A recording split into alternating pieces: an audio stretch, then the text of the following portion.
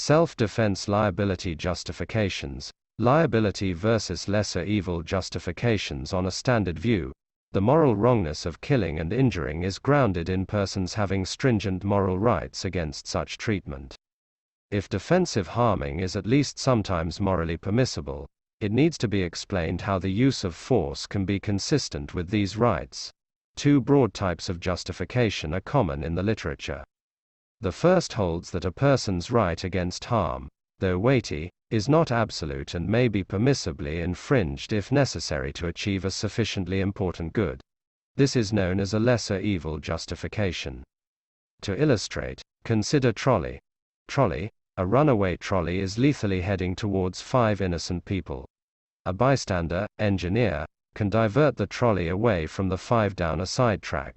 The diverted trolley will kill workmen.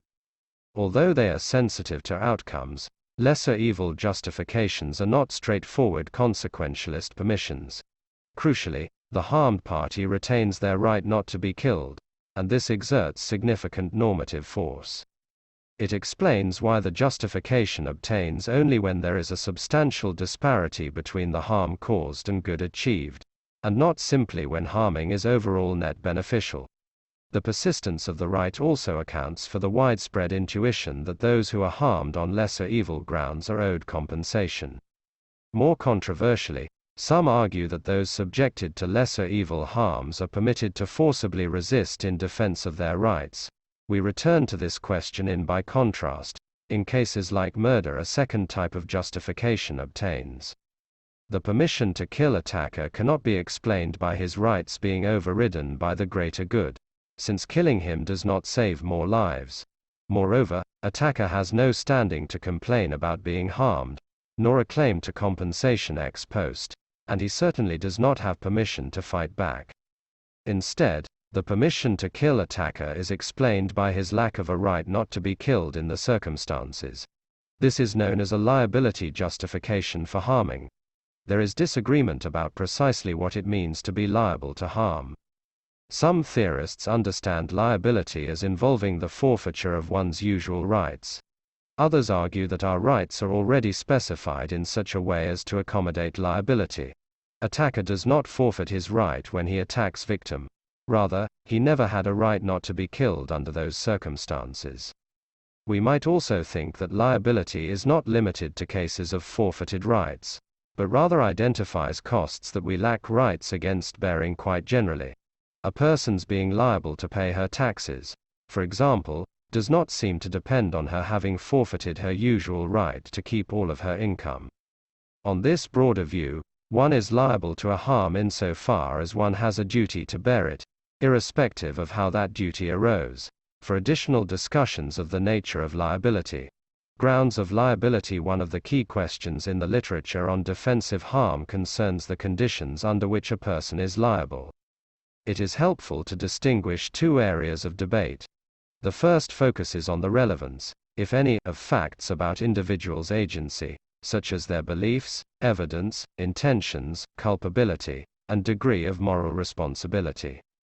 The second focuses on the relevance, if any, of causal relations between an individual and a threat of harm. In this subsection, we will canvass some of the main positions on the agential conditions of liability. For ease of exposition, we will focus on causally straightforward cases, in which an individual poses a direct threat to others. We will consider the causation debate in the culpability account. The culpability account holds that a person is liable for posing an unjust threat only if they are blameworthy, or otherwise open to moral criticism, for doing so. This account gets the intuitively correct result in murder. Attacker is liable to defensive harm since he acts on the basis of a culpable intention to kill victim. However, other cases yield more controversial results. Conscientious driver. Driver, who always drives carefully and keeps her car well maintained, faultlessly loses control of her car. She will hit and kill victim unless victim blows up the car, and driver, with a grenade. Driver is usually described as a minimally, morally responsible threat. Ray gun, falling person is helplessly blown by the wind down a well, at the bottom of which victim is trapped. falling person will crush victim to death unless victim vaporizes her with his ray gun. If he does not vaporize her, the falling person will survive her fall. Falling person is typically described as an innocent or non-responsible threat. According to the culpability account, driver is not liable because she acts permissibly given her evidence, despite the risk she poses, and so is not culpable. Falling person is not liable because she is not acting, and thus cannot be acting culpably. Yet many find it implausibly restrictive that victim may not kill in self-defense in these cases, on the assumption that killing one person in defense of another is permissible only if the former is liable. A more permissive account of liability seems called for. We consider challenges to this assumption in the causal account. The causal account of liability is most closely associated with Judith Jarvis Thomson. It holds that there is a single explanation of the permissibility of harming both culpable threateners, such as attacker, and innocent threateners, such as falling person. Namely, that each will violate the victim's right not to be harmed unless the victim harms them. While most people agree that the attacker threatens to violate the victim's right, the claim that the falling person also threatens to violate the victim's right is controversial. Thomson argues that this follows from the fact that the falling person in ray gun lacks a right to kill the victim. According to Thomson, this entails that the falling person is under a duty not to kill the victim. Falling person will fail in this duty, and thereby violate victim's right, just in case she does kill victim.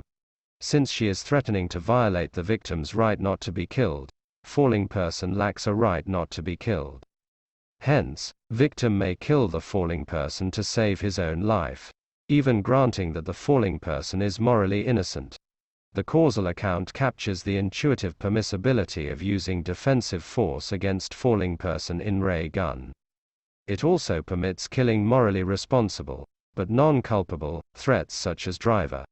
But this broader scope of defensive permissions is secured, at least on Thomson's construction, by endorsing the controversial view that one need not exercise agency in order to violate a right.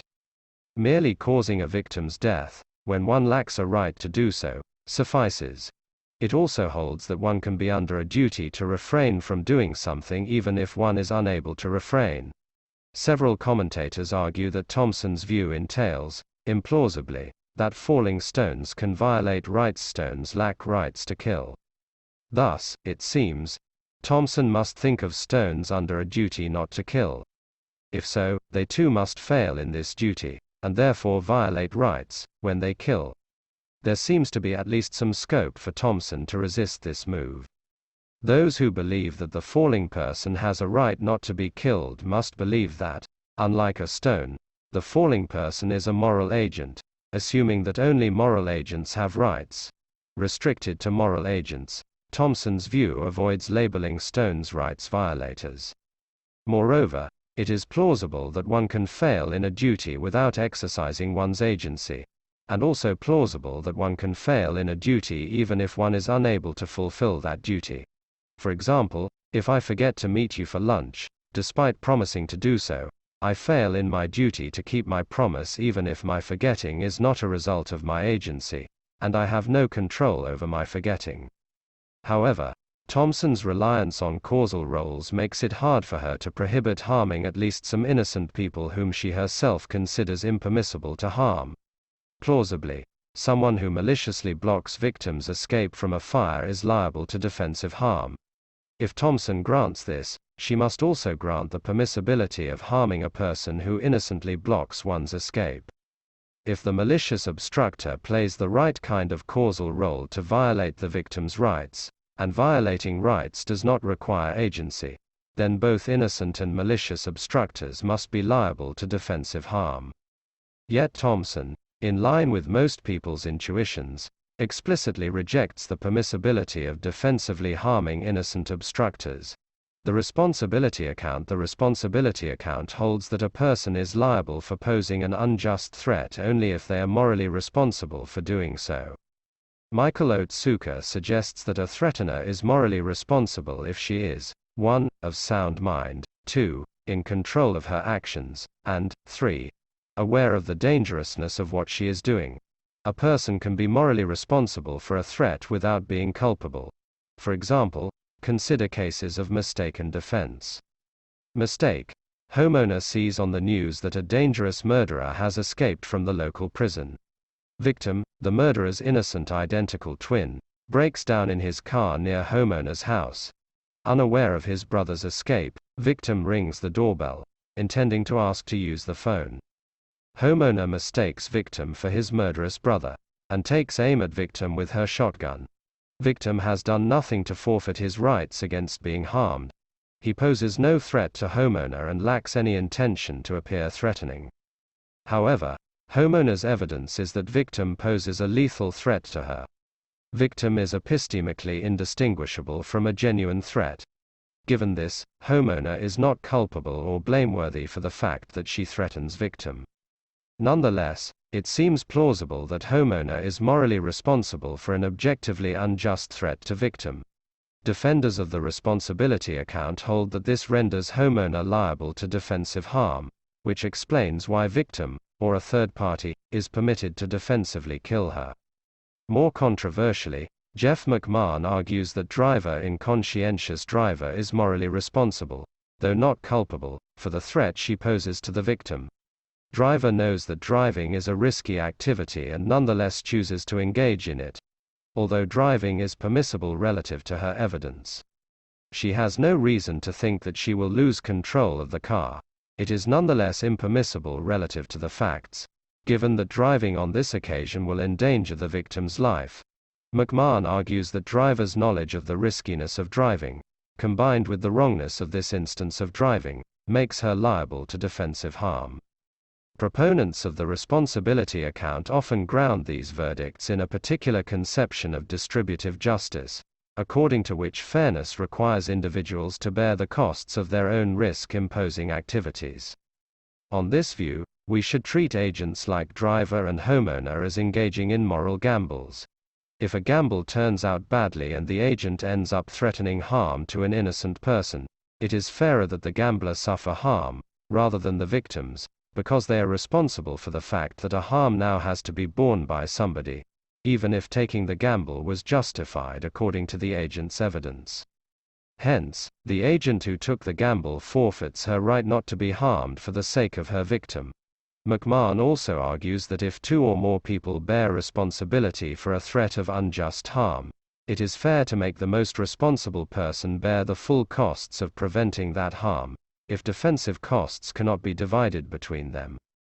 On this view, liability has an important comparative dimension, and slight differences in responsibility can make a decisive difference to liability. In contrast to agents like homeowner and driver, falling person is not plausibly morally responsible for the threat she poses, since she has been helplessly blown down the well by the wind. Despite her obvious causal connection to the threat to victim's life, the responsibility account holds that she is not liable to be defensively killed by victim. Michael Otsuka supports this conclusion, arguing that since falling person is no more morally responsible for the fact that victim's life is in danger than a bystander, she has the same moral status as an innocent bystander. If killing bystanders is impermissible, then killing falling person is also impermissible.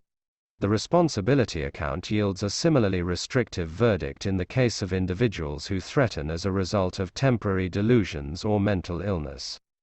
Insofar as threats are not morally responsible for their actions, they retain their usual rights against being harmed, even if they will otherwise kill other innocent people. The responsibility account thus permits killing a narrower range of threats than the causal account, but a broader range than the culpability account.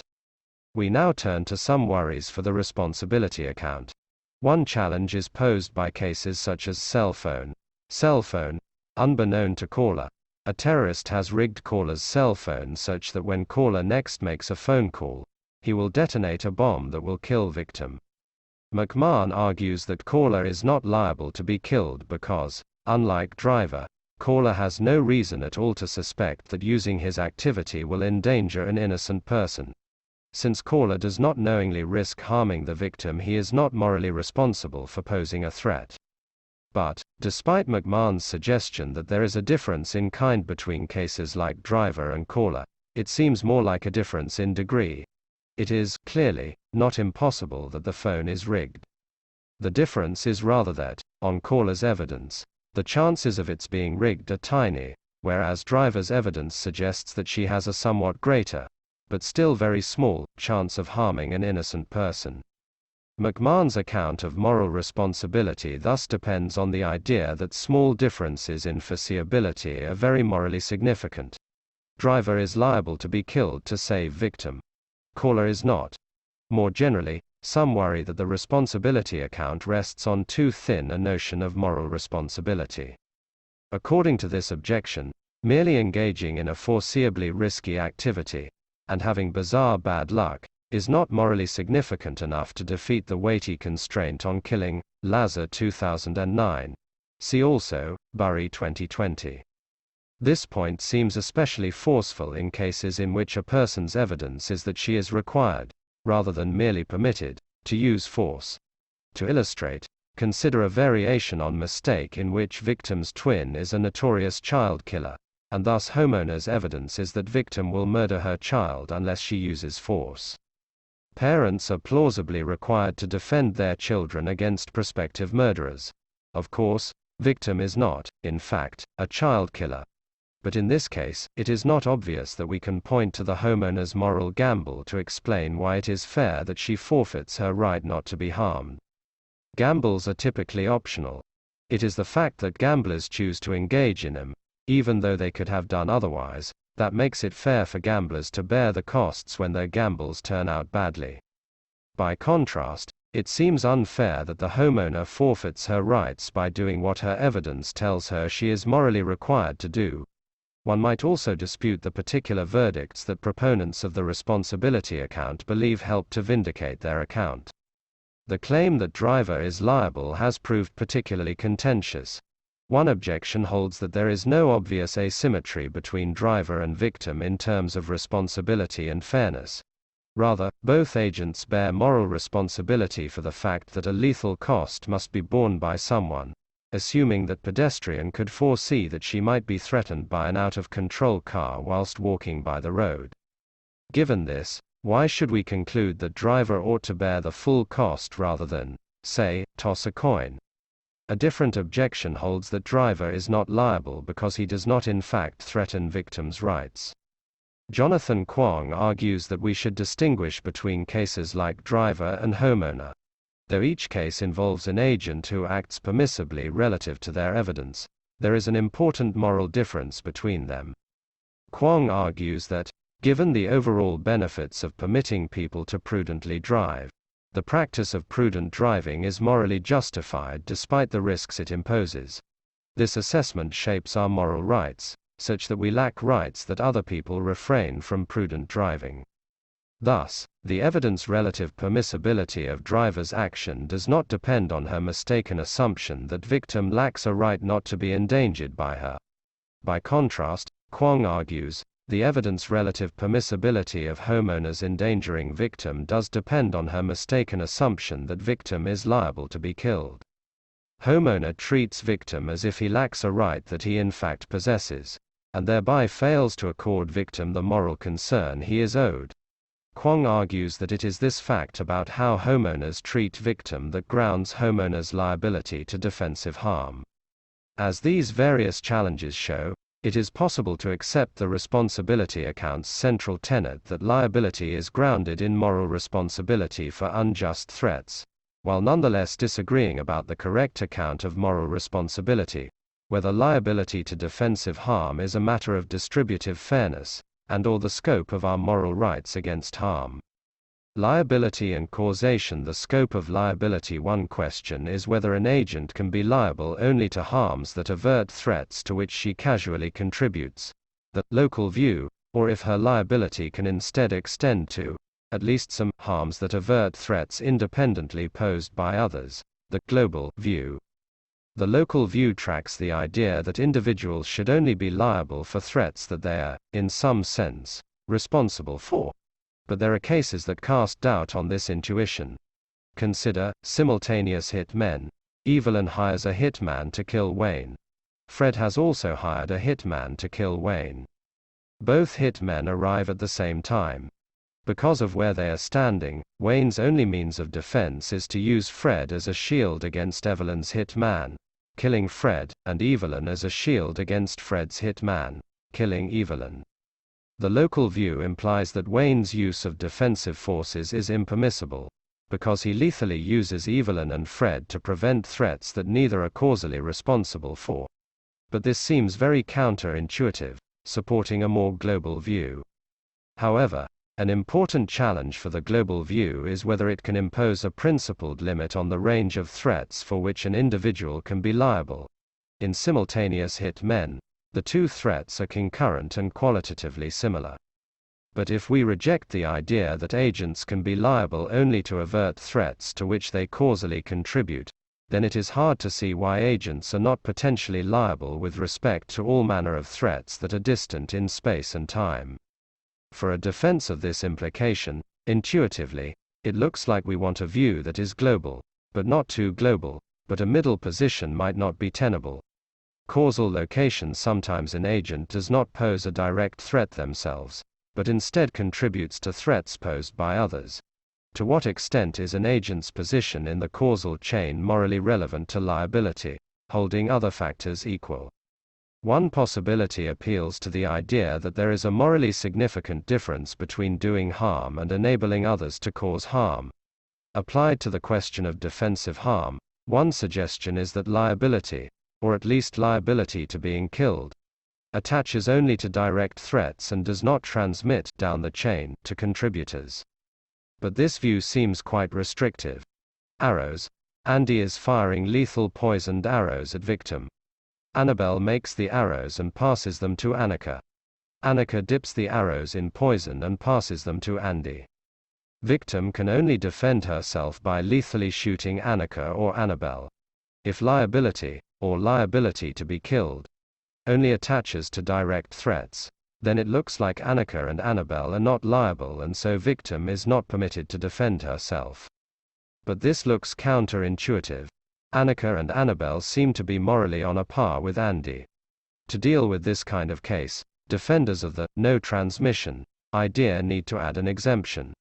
For example, they might stipulate that liability transmits only if the causally remote agents are, in some sense, working together with the causally proximate agents to pose a threat. However, it is a matter of ongoing debate whether these modifications are successful. A more modest view holds that both indirect and direct threats can be similarly liable, but that the conditions of liability are more demanding in the case of indirect threats. One defense of this asymmetry appeals to the idea that doing harm is harder to justify than enabling others to cause harm. To illustrate, consider Gun 1. Bad guy threatens to kill victim unless victim shoots and kills an innocent person. Gun 2. Bad guy's gun is locked in a safe. Bad guy threatens to kill victim unless victim gives bad guy the code for the safe. If victim gives up the code, the bad guy will use the gun to kill an innocent person. Many find it intuitive that it is impermissible for victim to cause the death of an innocent person in the first case, but permissible in the second, or, at very least, that there is a significant moral difference between the two. If we combine this putative asymmetry with the assumption that agents who are justified in causing harm are immune from liability, we discuss this assumption and then it follows that there are cases in which an indirect threatener is not liable for enabling a threat, though she would have been liable had she posed that threat directly. Note that this asymmetry is compatible with the view that enablers and direct threats who lack justifications are equally liable. Of course, this view depends on the plausibility of the underlying claim that there is a relevant moral asymmetry between doing and enabling harm. If we think that the distinction between direct and indirect threats marks a morally significant point in the causal chain, this raises the further question of whether we can also draw morally relevant distinctions within the class of indirect threats. For example, one possibility is that the liability of indirect threateners is sensitive to the degree of their remoteness from the threat. Causal contributions. A further issue is whether the size or degree of an individual's causal contribution to a threat affects their liability. An affirmative answer seems quite intuitive. For example, several writers argue that civilian contributions to unjust wars are too causally insignificant to generate liability. More precisely, the idea here is that individuals can causally contribute to threats to a greater or lesser degree, and that the harm to which an individual is liable is sensitive to the degree of contribution. Much of the debate takes for granted and focuses on the plausibility of Some authors have challenged by highlighting cases in which killing intuitively, small-scale, contributors is intuitively permissible. For example, bathtub. Bad guy wants to drown the victim in the bathtub and offers a $20 reward for helpers. Bad guy holds victim down, while 110 helpers each pour 1 liter of water into the bath. 100 liters are sufficient to kill a victim. Each helper contributes a tiny portion of the water that kills the victim, and each helper's contribution makes no difference to whether the victim is killed. The threat is overdetermined. Yet it seems plausible that victim is permitted to kill at least one helper if doing so is necessary for escape. More recently, attention has turned to whether is defensible. The challenge here is twofold. First, we might doubt the coherence of the view that causal contributions come in degrees. Second, even if we can identify a metaphysically respectable account of scalar causal contribution, it is not clear that it will possess the kind of moral significance capable of determining liability. However, work on the metaphysics of scalar causation is undergoing something of a renaissance. So perhaps we should not be overly skeptical about the prospects for vindicating the intuition that moral responsibility and liability are, in some way, sensitive to causal thresholds. Liability without causation. The preceding debates concern different ways in which causal connections might be relevant to liability. But, more radically, we might challenge the assumption that any causal connection to a threat is necessary for liability. Call this assumption the causal requirement. Here we set out 3 challenges to this requirement. The first is the case of futile attempts. Consider the following case. Firing squad. Victim is a prisoner of war about to be wrongfully executed by a 5-rifleman execution squad. Only one of the rifles has real bullets, but none of the riflemen know which this is. Unbeknownst to them, victim has a gun. Preemptively killing any of the riflemen will scare off the rest and allow the victim to escape. If causation is necessary for liability, only the rifleman with real bullets can be liable. But this seems counterintuitive.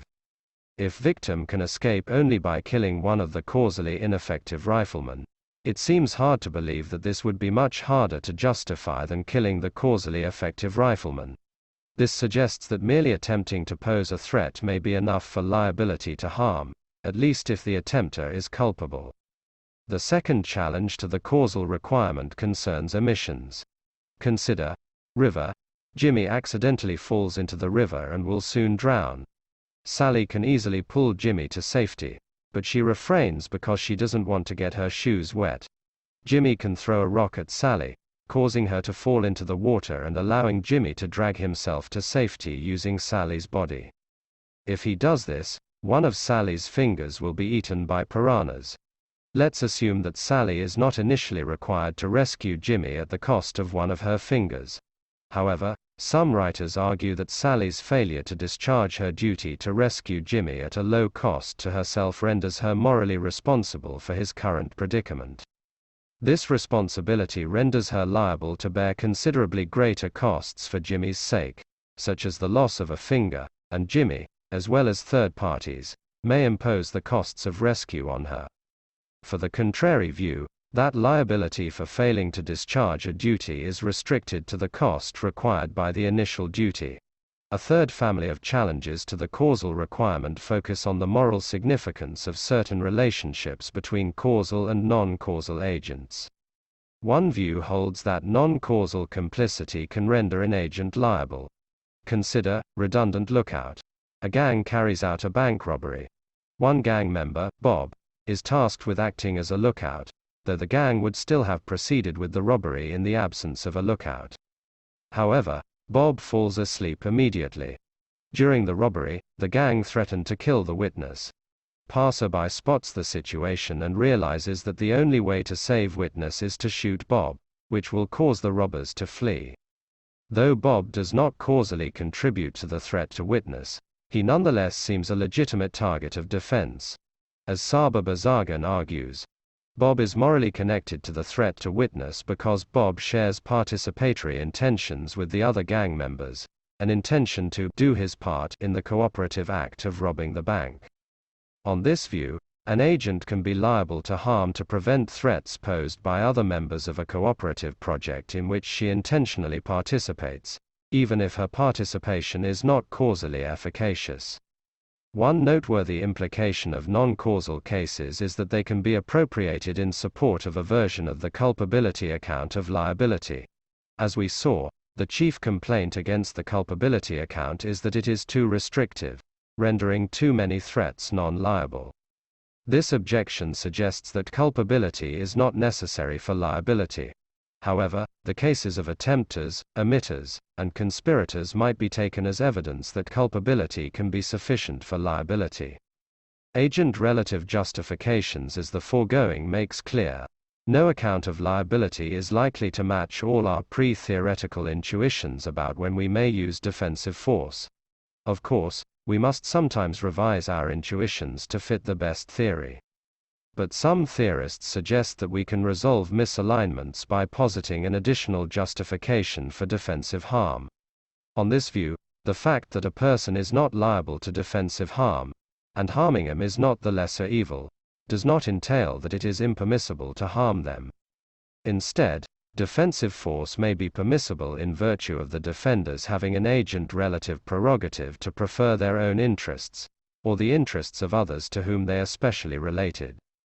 The notion of an agent relative prerogative has traditionally been employed to explain why individuals are permitted to refrain from aiding others when it is costly to do so, rather than the permissibility of harming others. Yet, as critics point out, it is hard to see how the claim that one may attribute one's own interests to extra weight can be restricted in this way. Of course, if causing harm is morally worse than allowing harm, this will make it harder to justify harming compared to failing to save. But this does not support the view that prerogatives are relevant to failing to aid, but irrelevant to harming. Whilst originally conceived as an objection to the idea of prerogatives, several theorists of defensive harm embrace this conclusion, arguing that prerogatives, or the related notion of associative duties, play an important role in explaining the scope of permissible self and other defense. According to these writers, the extra weight that we may attach to our own interests, or the interests of special others, permits us to infringe others' rights so as not to be harmed. Jonathan Kwong argues that prerogatives provide an independent justification for harming, in addition to liability and lesser evil justifications. Seth Lazar, in contrast, argues that the additional weight we must ascribe to the interests of special others, in light of our associative duties to them, affects what counts as the lesser evil when acting in other defense. One important payoff of these views is that they can account for the permissibility of harming threats such as falling person, driver, and caller without relying on the claim they are liable to be killed. Importantly, since we each have these prerogatives, it is permissible for non-liable threats to employ counter-defense against defenders. For example, falling person and victim have symmetrical defensive permissions on this view.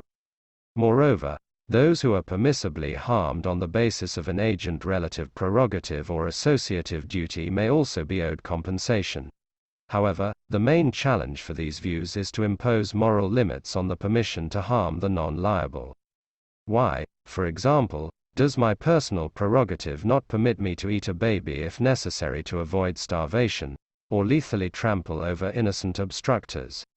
If one may kill a non-liable person to save oneself, it looks as if many innocent bystanders will be rendered legitimate targets, alongside innocent threats. Proponents of agent relative permissions have defended additional principles that restrict the range of non-liable persons who may be permissible harmed. but their verdicts are nonetheless revisionary in many cases. Proportionality. Even when an aggressor is liable to defensive harm, there are still important constraints on what may be done to them. Consider slap. Angela is angry with Victoria for spilling tomato juice on Angela's carpet and is about to slap her. The only way Victoria can defend herself is to kill Angela with her flamethrower. Angela culpably poses an unjustified threat to Victoria, but it would obviously be morally wrong for Victoria to defend herself. Using the flamethrower would be disproportionate. The proportionality constraint holds that the bad effects of a defensive action must not be excessive in relation to the good achieved. Though seemingly simple and intuitive, things quickly become complex once we try to identify the factors relevant to proportionality judgments. Narrow and wide proportionality. Whether the use of defensive force is proportionate depends on the status of the person it is imposed on. Consider grenade. Andy attacks Victor. Victor can defend himself by throwing a grenade that will cause harm to both Andy and an innocent bystander, Billy. In order to assess the proportionality of Victor's defensive action, we cannot simply compare the magnitude of the threat Victor faces with the total amount of harm that Victor will cause. Proportionality also crucially depends on how the harm is allocated between Andy and Billy. As McMahon has infinitely proposed, the permissibility of Victor's use of force depends on two distinct proportionality assessments. Narrow proportionality assesses harms imposed on persons who, like Andy, are liable to some harm. The idea is that persons are not liable to harm simpliciter, but to a certain amount of harm. Narrow proportionality thus considers the upper limit on an individual's forfeiture of their right against harm. By contrast, wide proportionality assesses harms imposed on non-liable persons like Billy. Here, the focus is on whether the good achieved by defense is sufficient to justify overriding an individual's right against harm. Wide proportionality thus sets an upper limit to a lesser evil justification for harm. Since narrowly disproportionate harms are those that exceed an individual's liability, several writers have argued that harms to liable persons should be subject to both a narrow and wide proportionality assessment.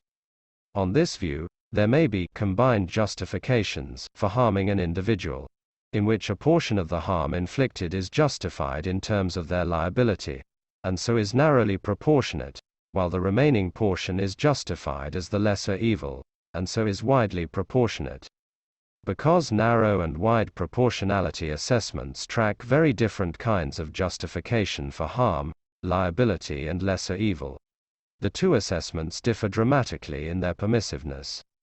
For example, it seems intuitive that it would be proportionate for Victor to inflict more harm on Andy than Andy threatens to impose on Victor. By contrast, in order to render harming Billy proportionate, the good that Victor thereby achieves would have to considerably exceed the harm done. A similar asymmetry applies when we consider proportionality and the numbers of persons defensively harmed. For example, killing one innocent person seems widely proportionate only if doing so saves a considerably larger number of innocent lives. By contrast, if one innocent person is being lethally attacked by a gang, it seems narrowly proportionate to kill a large, perhaps very large, number of attackers in order to protect the victim.